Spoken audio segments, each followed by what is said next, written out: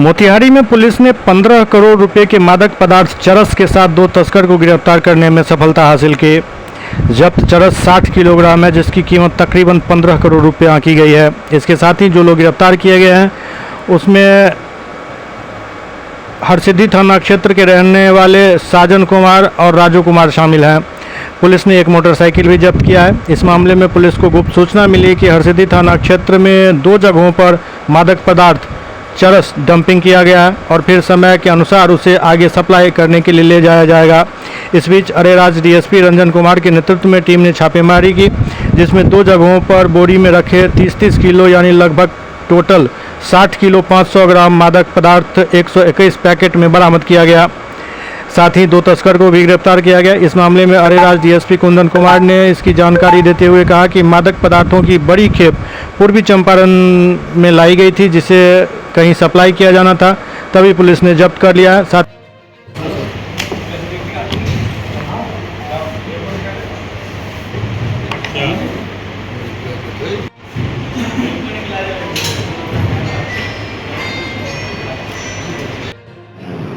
मादक पदार्थ के संबंध में तस्करी के संबंध में सूचना मिली थी, जिस पर वरीय पुलिस अधीक्षक हमारे मोतिहारी द्वारा एक टीम बनाई गई और टीम द्वारा त्वरित रूप से कार्रवाई करते हुए हरसिद्धि थाना और शिवौली थाना को निर्देश दिए गए और उनके द्वारा एक मोटरसाइकिल पर 2 व्यक्ति को पकड़ा गया, साजन कुमार और राजू कुमार। उनके पास से करीब 30 किलोग्राम मादक पदार्थ बरामद हुआ और इनके निशानदेही पे और हरसिद्धि बैरियर के ज्योति साहनी के घर से भी 30.5 kg चरस बरामदगी हुई और इसमें 2 व्यक्ति गिरफ्तार हुए, साजन और राजू का पूर्व में भी इतिहास रहा है। वो हरसिद्धि थाना कांड संख्या 203 और फिर थाना कांड संख्या 825 में पूर्व में जेल जा चुके हैं और एक मोटरसाइकिल भी बरामदगी हुई और इसमें आगे का भी चैन और पीछे भी चैन है, दोनों चैन पे लगातार छापेमारी हो रही है।